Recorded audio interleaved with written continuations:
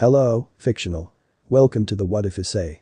Today we are gonna see, what if Issei become the Dragon Lord? Part 1. If you end up liking this video, please consider subscribe, so without further ado, let's get into the video. I'm so sorry. A woman's voice choked in sobs. In her hand she held a wicked-looking red energy spear. She has dark purple hair that reaches down to her calves with two bangs between her dimly glowing purple slit pupil eyes within the pool of her black sclera and two chin-length bangs, framing her face with a sigil of control glowing on her forehead. On her back is set of black angel wings. Her attire consists out of thick purple strings that looks more like leather. With one below each of her E-cup bust and another set directly over her nipples.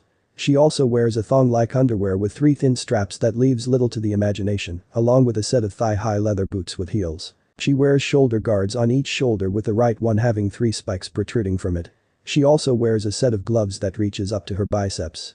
Above her head floated a halo, but this was no holy golden colored one.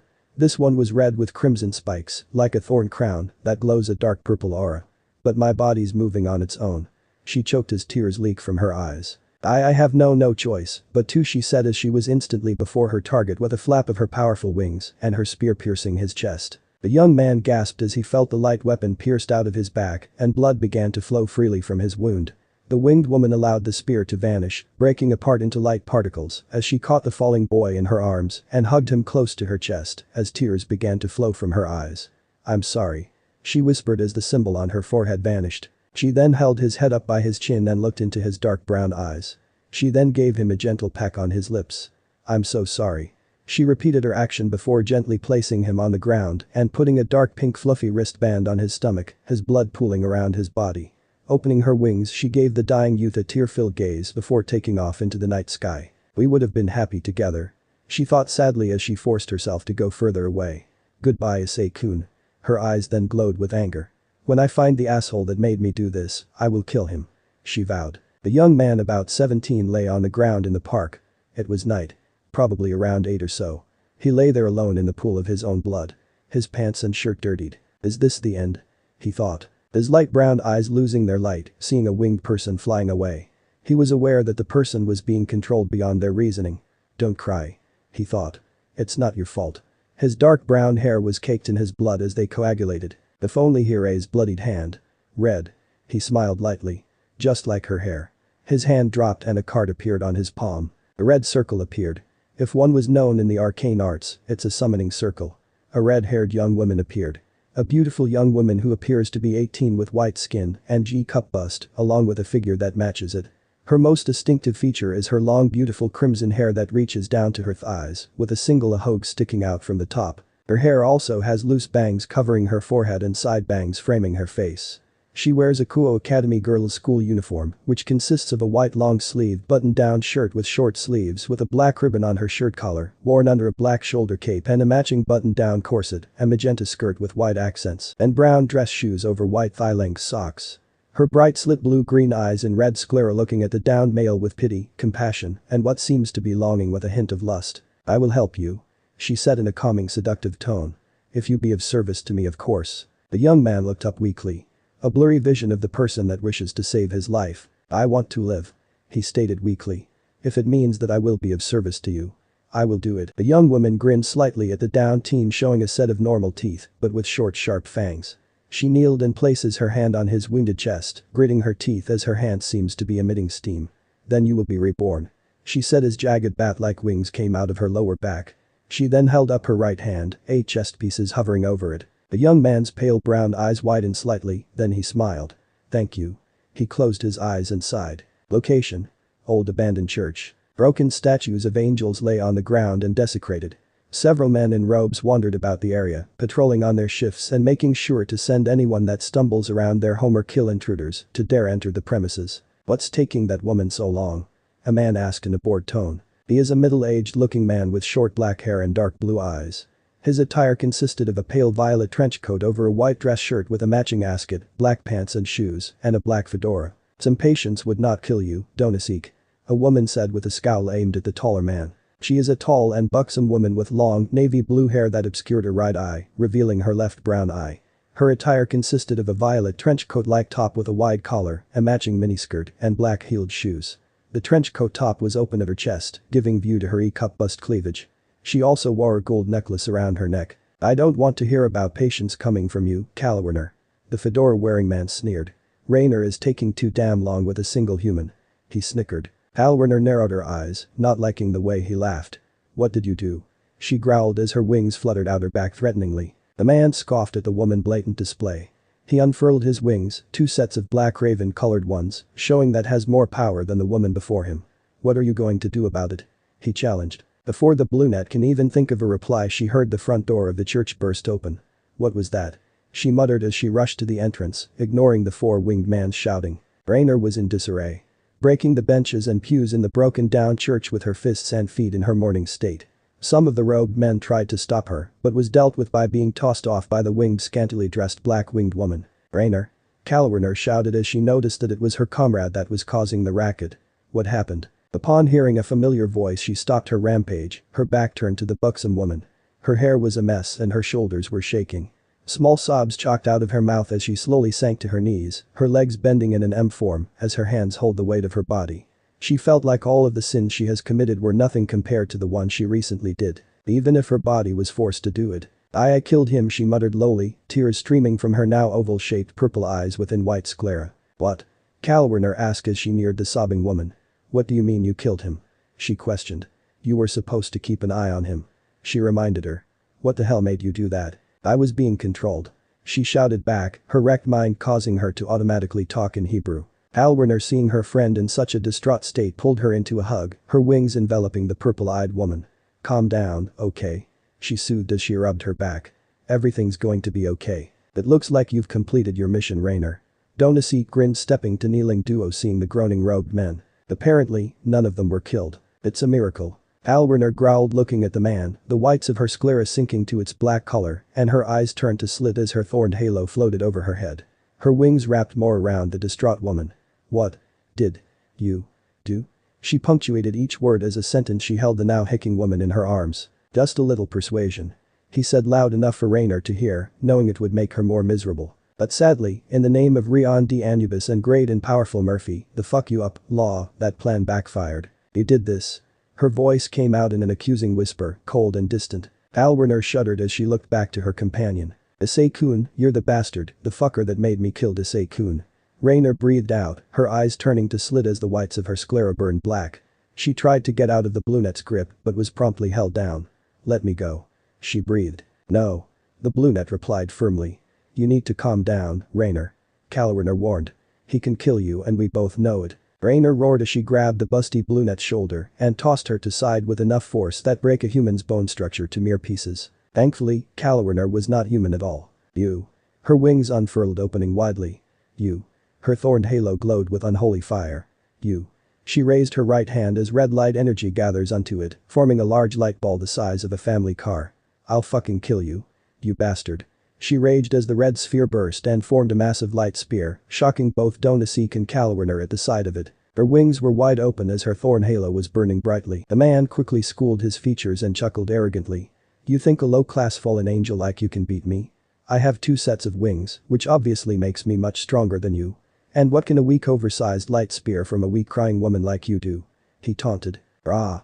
Rainer roared, throwing the large spear at the man, not hearing her friend's warning that she might destroy their hiding place. Issei stood there with his arms crossed over his chest and his 4 wings wide in display, overly confident that the spear would do nothing but maybe singed his clothing. But upon being within few meters of the unholy attack, he actually felt the energy within it. And that actually mildly frightened him. But before the spear was within distance of impaling the man, it was stopped by a small girl's hand. "What the hell is going on here?" a young girl asked as she held the large tip of the light spear with little to no problem. She is a girl with blonde hair styled into twintails and bright blue eyes. She wears a gothic Lolita attire, which consisted of a black Lolita dress with white frills over her A-cup bust, a large black bow on the front, and a green jewel embedded on the collar, white thigh-high socks, and black shoes. She also wore a large black bow on top of her hair. She gripped the tip of the spear, letting it shatter into millions of fading light particles. "Middled." Kalwerner sighed in relief, seeing the small girl as she stood up. That blow was harder than she thought. The short blonde girl, however, glanced to the tall man, who hid his nervousness well. "Ah!" Rainer shouted, dashing towards the man, a light spear grasps within her right hand. "That's enough." Middled sighed as she grabbed the taller woman's arms and karate chopped the back of her neck, knocking her out. Calawerner, take Craner. Make sure she rests well. Yes ma'am. The brunette nodded as she carried the knocked out woman with her. Middled. Before the man can say anything else he was smacked across the face by the small girl backhanding him into a wall, the structure crumbling under the force of his body hitting against it. Middle rounded upon the man and threw a pink light spear, pinning his shoulder to the wall. Ah. The man screamed before he gagged when a small hand gripped his neck. I don't know who authorized you to use the control sigil on Rainer, but I will find out. The gothic-dressed girl growled as her eyes within the pool of her black sclera while her thorn halo burns brightly. By the time I find out you would have wished that you did not fall from grace. She snarled before kicking him through wall. Fix that wall. She ordered the robed men as she walked away. I have to let Azazel know that someone is moving against him. And I believe I know who it is. Set up a memory-altering spell. Now. 1 month ago Cow Academy. The young man woke up with shock and pain after being hit in the head by the volleyball. Ouch. He groaned as he picked the ball up. He wears a red shirt with a black blazer over it, along with black pants and pair of dark red shoes. Sorry about that. A female cried out. Her face was hidden and was wearing a white short-sleeved shirt with blue bloomers. It's fine. He sighed as he got up and gave the sport ball back to her. Just be careful next time please. He smiled. Thank you very much. She bowed as she returned to the open field. The brunette sighed as he sat back down on the grassy field. What a weird dream. He thought. Yo, Issei. He heard a male called his name. Brown eyes located the source of the voice and saw 2 males running towards him. Bitsuda, Motohama. He sighed at the 2 as they approached him. Bitsuda wears short-sleeved buttoned white shirts with dark blue pants and brown shoes. He has light brown hair that was loose and flowed down his chin and wears glasses. While Motohama's head is shaved bald and does not wear glasses. Hey Issei, we're going to peek on the kendo club later. Wanna join? The bald student asked with a lecherous smile. Nah, I'm good. He replied in a lazy tone. But you always come with us. Motohama exclaimed. Only to get your asses out of the beating you so righteously deserved. He thought, but said. Not in the mood, guys. But. Motohama started. Think about he began with a bit of drool leaking from the corner of his mouth. Ah, he sighed. Murayama, her boobs are amazing. The vision of a female student wearing a set of pink bra with heart decor just below her dark pink nipples and equal-styled ribbon panties. She was shown currently taking off the bra. She has glazed honey brown eyes and brown hair tied in a high ponytail held by a red ribbon. Along with 2 chest-length bangs framing his face. B equals 84, W equals 70, H equals 81. Mitsuda speculated with his glasses giving a slight glow under the sun. And what about Caddis, huh? She got some pretty damn fine legs. The bald male student exclaimed with steam escaping his nostrils. The vision of another female student wearing a set of horizontal blue and white striped bra with an equal-styled panties. Her back was turned to an angle that shows her firm butt and side of her bra clad cup bust. She has dark pink eyes and faded pink hair that was loose and held back by a white hairband and allows for bangs of hair to go down to her chin, 2 on either sides. She was shown putting on her red hakama pants. B equals 78. 5, watts equals 65, H equals 79. The bespectacled pervert grinned triumphantly as he fixed his specs. Face it, Issei. There's is no way that you can ignore such beautiful, luscious bodies. Especially their captain. The 2 exclaimed loud enough for almost the entire campus can hear them. Issei simply sighed and face-palmed himself while ignoring the female students looking at their direction. Why did he bother being friends with those 2? Because everyone else, female populace of the school, is just flat out disgusted with them. He thought. The bespectacled pervert sighed as he looked around the campus, taking the scene of the female students of Cow Academy running in their bloomers. Ah, nothing says recently made co-ed school like a mass of girls around you in this field of angels. He sighed dreamingly. Bitsuda, it's her. The bald pervert shouted, tapping his friend with his left hand while pointing at a direction with the other. Girls were screaming and squealing like fans as a female student make her rounds around the grassy fields of the large campus. She is a beautiful young woman with short shoulder-length blonde hair, gray eyes and a mole under her left eye. She wears the Cow Academy boys' school uniform, which consists of a black blazer with white accents over a white long-sleeved dress shirt that strains against her D-cup bust, with a black stringed ribbon on the collar matching black pants, and brown dress shoes. Tiba-sama. Kanolji-sama, Prince of Cow. The girls cry out to their role model. Tiba looked to her multiple cowhai as she smiled and waved at them. Tiba-sama. The 2 shouted, waving a banner with Kiba's smiling face on it with a glittery background. Both were wearing a large pink open haori with dark red sleeves over their uniform, with a white rope tied around their foreheads. Tiba smiled at the duo, but Issei can't tell that it was an uncomfortable one. Knowing that the majority, if not all, of the female student body were disgusted at the 2 and slightly wary of him.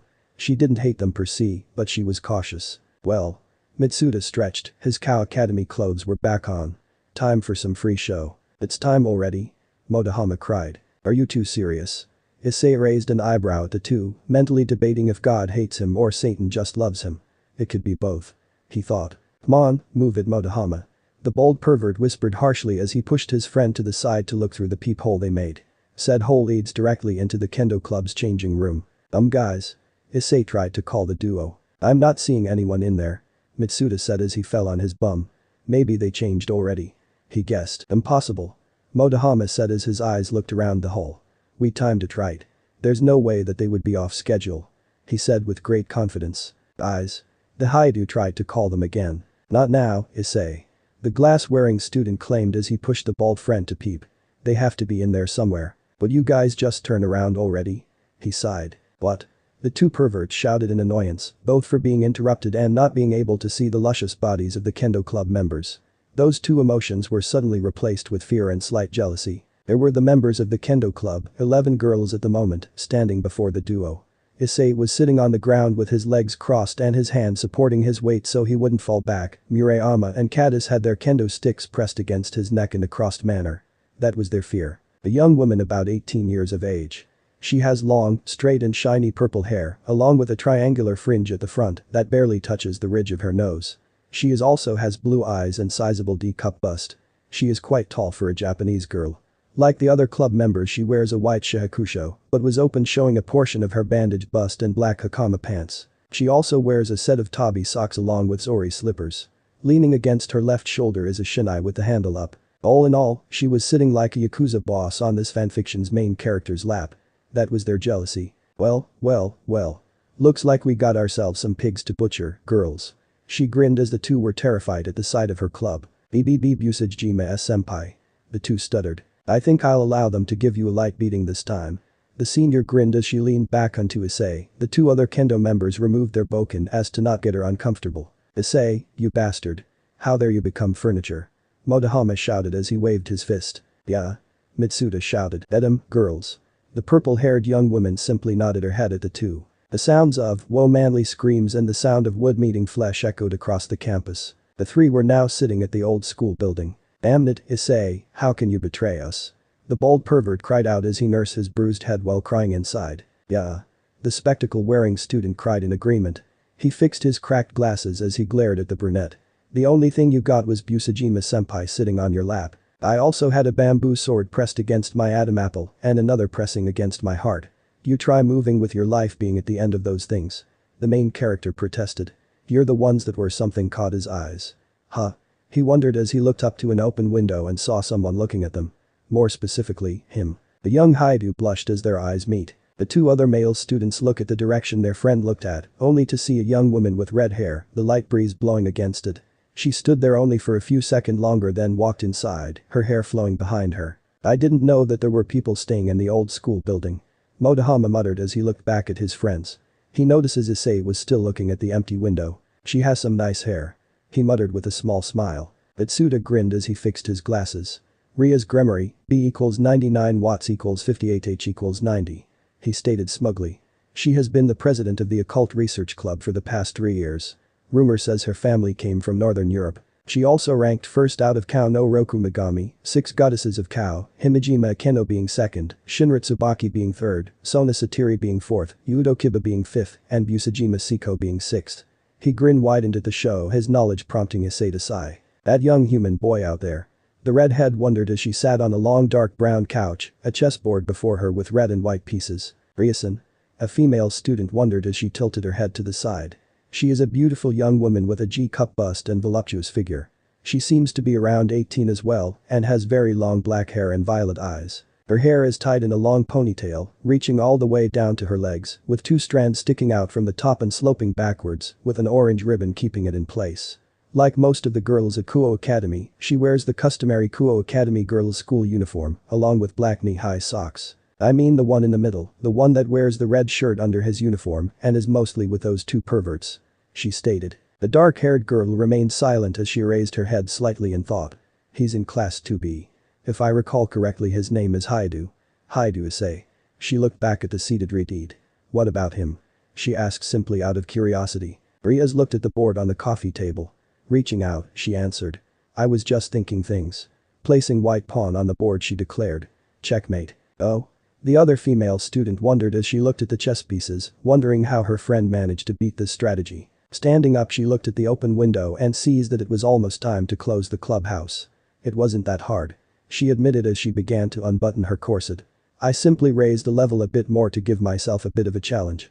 She then reached the side of her skirt, raising her white shirt a bit to get to the zipper on the left side of her hip. She managed to pull her skirt down, showing that she was wearing a pair of dark purple V-back panties, the color hiding her privates, as the top portion being a transparent shade with a light purple ribbon bow on it. She then unbuttoned her shirt and opened, showing a matching pair of bra. She unhooked the back as moved the garment down her arms, freeing her breasts from their confinement. She then made her way to a dark-colored curtain and moved it aside, revealing a shower. I think I'll raise the difficulty a bit more next time. She smiled, her sclera flashing red momentarily. I'll make sure of it. The other girl bowled slightly. Mind if you take a shower with me, Akeno? She offered. I can clean your back for you. That would be a very kind of you, Riaz. The young woman smiled at the invite. Issei sighed as he leaned over the crossing bridge a few blocks away from his home. Those two are idiots. He groaned as he wiped his face with his right hand. I wonder if I would have been like them if I had gone to that weird old man too, he wondered. Maybe I should cut my ties with them. I mean, the longer I hang out with them, the more less of a dating option I'll become. Excuse me? A timid, shy voice called his attention. The brunette looked to the side and noted that he was the only person on the crossing along with another. She is a young woman with violet eyes. She has long black hair down to her hips. She has a slender body with large E-cup busts.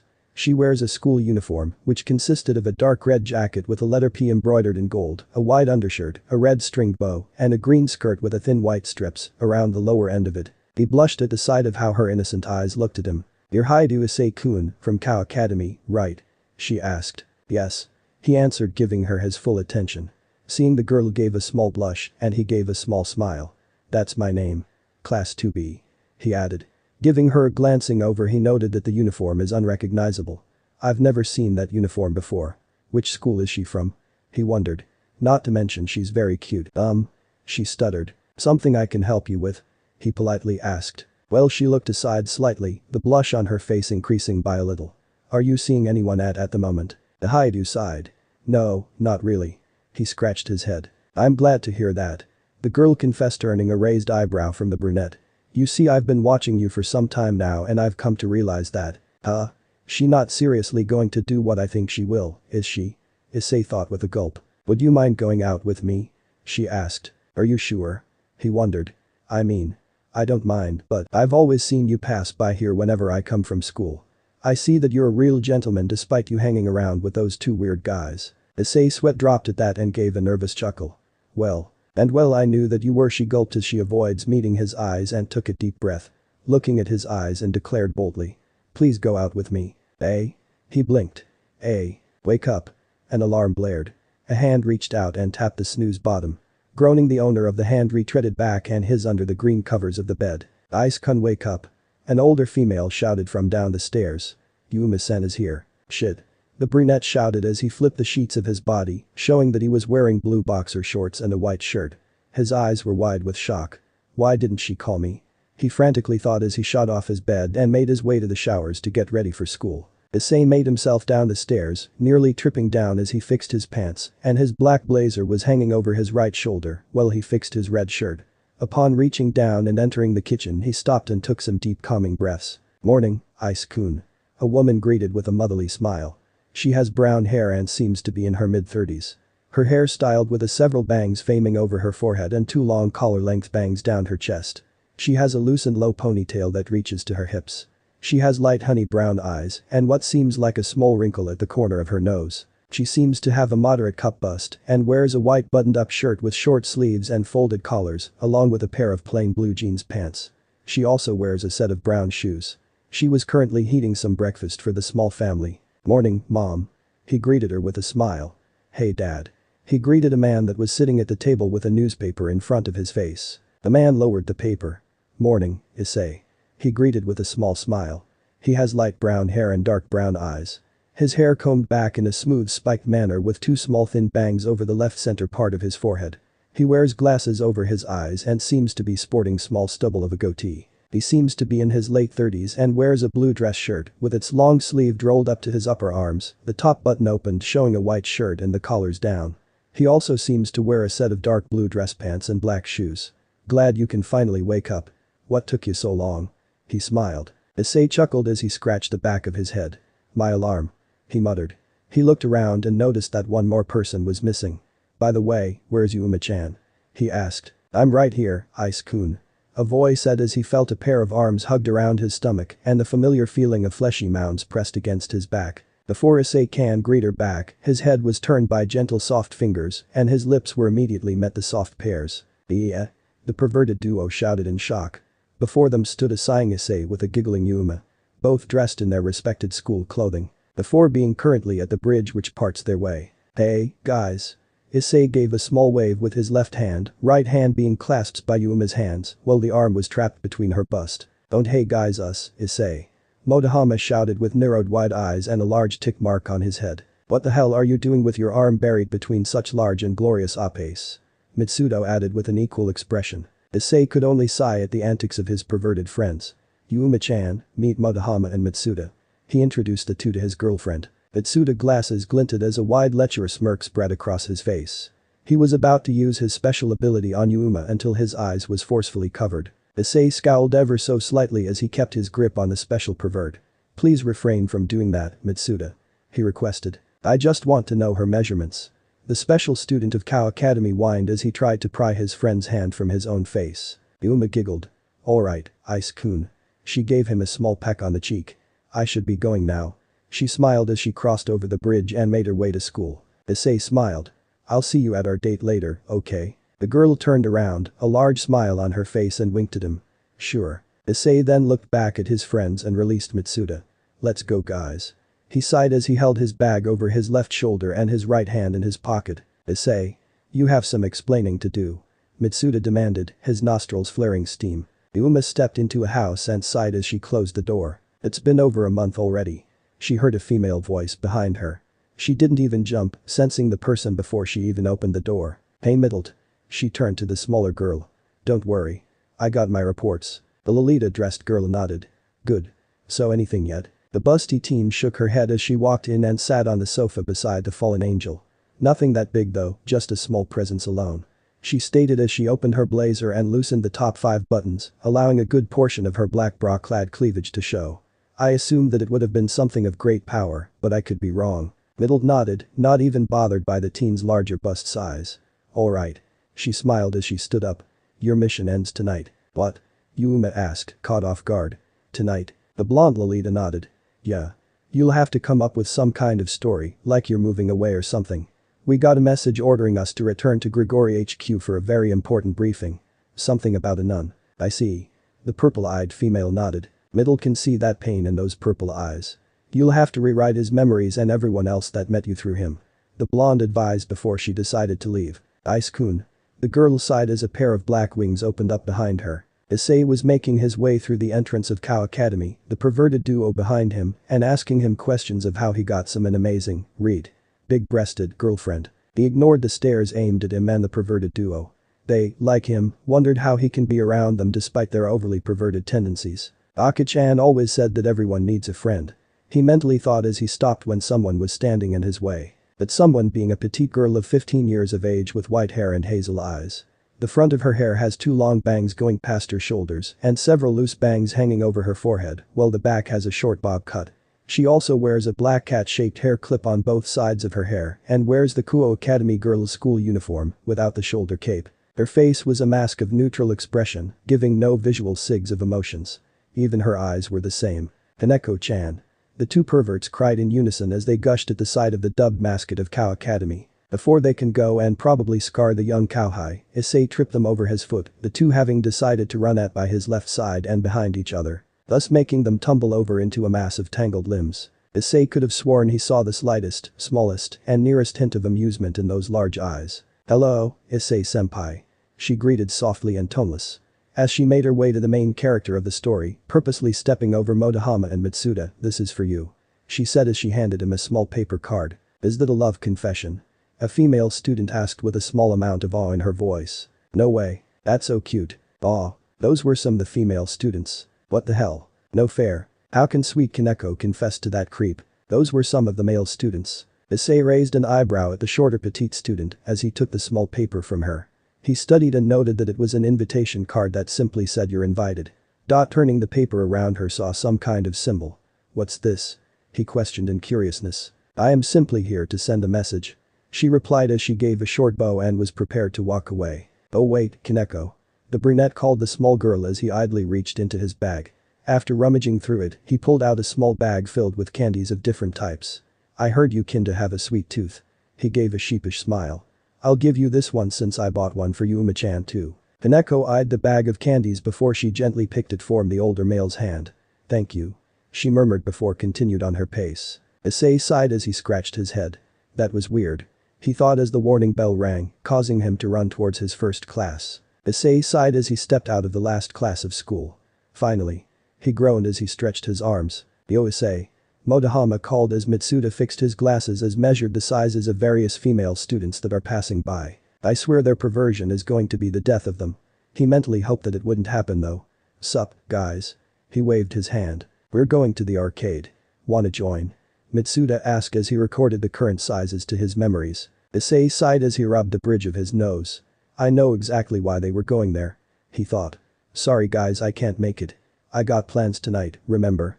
He reminded them since they were there when Yuma mentioned about the date. Oh yeah. Mitsuda faked remembered as he fixed his glasses. All of a sudden the female student squealed, causing the boys to cringe, Issei hissing in slight pain by the volume. Tiba just finished fixed her books into her bag as she heard the other students' shouts. Looks like they're making a stroll. She thought as she smoothly swung her bag over her left shoulder and made her way to the classroom door. Rias and Akeno were making their way to meet Kiba. Akeno-sama. Ria-sama. It's 2 out of the 6 goddesses. Wani-sama. Several of the female cowhai shouted at the 2 walking students, making a sizable path for them. Hello everyone. Ria smiled at them, causing more squeals to erupt from them. Is Kiba-san in today? She asked. I'm right here, but you-san. Hyoudou said as she stepped out of the class. Kiba-sama Mitsuda and Motohama cheered. Eyes, just stop. Issei groaned as he was about to turn and walk away, but a hand stopped him. A moment of you time, Hyoudou-san. The grimoire kindly stopped the brunette, causing many of the people in the hall to gasp in shock, awe, envy, anger, and many other emotions. Hi, Ria-senpai. He said locking eyes with her. Such beautiful eyes. He thought. Ria simply smiled as she raised her hand to his right cheek and plucked a grain of rice that was there. Her eyes were half-lidded as she popped it into her mouth and licked her finger. You had a piece of rice left on you. She smiled as she released her hold on him and turned to the blonde beauty. Hyoudou, we have a little meeting at the club room. She said. Hi, but you-san. The blonde bowed slightly. Come now. She nodded to a direction. Kaneko is already waiting for us. She then made her way to their destination, Akeno giving a soft giggle as Hyoudou gave a small nod of farewell to all on the hallway. Issei's face was flushed. Sure Yuma teased him at moments, but getting teased by someone else will always make it hard on you. Issei you fucking bastard. M&M along with male populace shouted at the brunette as they glared daggers at him. Not only do you have a cute, hot, sexy, and big-breasted girlfriend. What? The majority shouted in shock, many of single males scowling at the youth. And you got some paper from Kaneko-chan. Motohama added. That's nor fair. A random male shouted in anger and jealousy. Issei sighed in slight irritation, ignoring the ringing in his ears. Issei was on his way to meeting spot to meet Yuma. He managed to finish school early, so decided to wait in the area until the time reached. He was currently wearing a red shirt with black chain markings on it and a red set of pants, along with pair of black sneakers. The brunette sighed as he looked around. She's not her yet. His vision was suddenly blocked by a set of hands and he felt the familiar feelings of flesh against his back. Guess who? He heard behind him. He simply smiled. Now who can that be? He fakes wondering. Yuma-chan? He asked. Ping pong. The violet-eyed female smiled as she hopped in front of her boyfriend and leaned forward with a smile. She was wearing a pink sweater shirt that leaned off the corners of her shoulders and was showing a fair amount of cleavage, along with a green skirt. Issei could only admire the young woman more. Did I take too long? She asked as she wrapped his left arm between her breasts as she clasped his hand with her own. The brunette simply shook his head as he gave her a peck on the forehead, earning a pout from the busty beauty. No. He chuckled at her expression before he gave in and pecked her lips. I just reached myself. Yuma smiled. Well then let's go. She cheered as she pulls the young man with her, the older people and couples smiling at the young ones. Unknown to the two, they were being watched by a certain white-haired female. Kaneko watched as the couple made their way as she ate an ice pop. I see. The Redeed smiled as she placed a red pawn forward into the chest field. She had her legs crossed as she sat back into the couch. As expected in your intuition. Kaneko muttered. So he's been with that woman for the past month. Akeno frowned slightly, a small sign of anger flashed through her eyes. And only now we've known about this? She asked. I've always known. Ria stated as she looked at her friend. I simply decided not tell you knowing how bad of a topic it is to bring up a fallen angel, Akeno. Rias pointed out to her friend. Forgive me. The young woman said with a small sad frown on her face. Rias stood and walked to her friend. It's alright, Akeno. She soothed as she wrapped her arms around the taller female and brought her into a hug. I'm sure we'll get the fool that made you suffer. I promised, did I not? You did. Akeno nodded in agreement as the Redeed released her embrace on her. Thank you, Rias. She smiled. What are friends for? The Gremory smiled back. But Kaneko caught the two older females' attention once again. I did not feel any ill intent of sorts. She reported. What else did you sense, Kaneko-chan? Hyoudou asked from her position, leaning against the wall with her arms crossed below her bust. Kaneko's expression did not change in the slightest as she turned to her blonde senior. Something is bothering her. As if she is scared of something that she had gained over the weeks. Did you sense anything within Issei? Rias asked as she looked at the petite whitey. I sense a power inside him. She began. Something powerful, dangerous, ancient. Rias smiled, her sclera burning red as her bat-like wings opened. I was right to advise to look after him. She got up and walked towards the seated cowhide and wrapped her in her wings. You did well using your senjutsu. I told you it would be good to try it. But what if I Kaneko began? You won't. The redhead stated firmly. We will be there to help you. What will we do now, Rias? Akeno asked her friend. The young woman released her hold on the white tea and folded her wings behind her. We've made some preparations. All we do is wait. She grinned. How about this one? Yuma asked as she held a green shirt with a feather printed on the left chest over Issei's shirt. Green looks okay on you. Issei chuckled as he looked at his reflection. I don't know. He shook his head. Green isn't really my color. Yuma giggled as she held the shirt to herself. Well, I think it would look good on you. The brunette turned to the dark-haired young woman and grinned. Do you? He challenged. Yuma giggled. Maybe. She answered as she placed the shirt back on the rack and something caught her attention. You want it? She heard the young Hyoudou. Huh? Issei saw that she was looking at dark pink fluffy wristband and picked it up. Do you want me to buy it? He asked again. Yuma nodded with a small smile. The two walked out of the clothing store, both with smiles on their faces. If one were to look closer they would have noticed the pain in Yuma's eyes. She held a small trinket in her hands before placing it over her left wrist. Ice-kun. Can we eat somewhere? Yuma asked. Sure, he nodded before looking for a small cafe. How about that one? Yuma smiled as she pointed at a cafe a few meters away from them. Sweet Tooth. He read the sign above it. Sure. Now, Ice-chan, Yuma said as she held a small spoon of her scooped parfait to the brunette that was sitting beside her. The brunette repeated as he took the spoon in his mouth, ignoring the obvious jealous looks from the male patrons. So how was it? She giggled before she took the same spoon and ate some of the shared dessert into her mouth. It tastes good. Issei nodded. Then how about this? She pulled him into a kiss, sending some of the parfait that was left in her mouth to his. That lucky bastard. How can someone so hot be with someone so him? Immediately the majority of the men and young men inside the cafe felt their ear twisted in a familiar fashion. By their with Vesfiance's girlfriendhood crushes. Separating her lips from his own, Yuma smiled at the brunette. Let's take a walk, okay? Issei looked out the window and noted that the sun was setting in a distance. Sure. He nodded. The two were then walking through the park, which was strangely scarce of people even at such a time, holding each other's hands. Issei-kun. Yuma said softly as they stopped near a fountain. I have favor to ask you. The brunette wondered what was wrong with his girlfriend. He admitted that she's been acting strange, even quite at moments, but decided not to put too much attention to it. Sure. He replied, and with moments her lips were pressed against his once again. He felt her arms wrapped around his back, holding him tight to her shorter frame as her head leaned against his chest. Please don't forget about me, she begged as tears began to stream from her eyes. The brunette frowned slightly as he looked down to his girlfriend, her hair hiding her beautiful colored eyes from him. Yuma-chan, he began. Yuma shook her head, stepping away from him. Please promise me. She repeated. Promise me that, she gasped as she suddenly clutched her head, as if she was in pain. Issei's eyes widened as he saw the young woman drop to her knees. Yuma. He shouted as he ran to aid her. Issei. She gritted his name through her teeth. Stay away, but he ignored her and held her up. Stay back. She shouted, pushing him away with strength that belied her appearance. Issei was launched a few feet away and landed roughly on the ground. He quickly got up and stared wide eyes as the woman that he has been in a relationship with him for the past 3 months was standing there slouched, hair overshadowing her eyes and a dark purple aura around her form.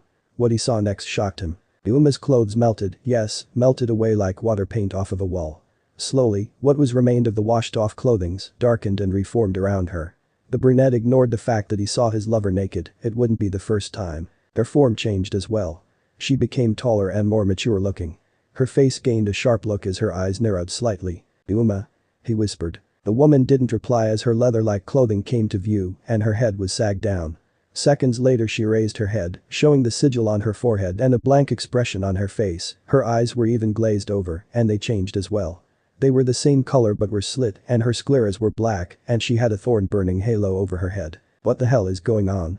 The youth thought in shock as the woman raised her hand. "I'm sorry," she whispered in broken tone. "I'm so sorry."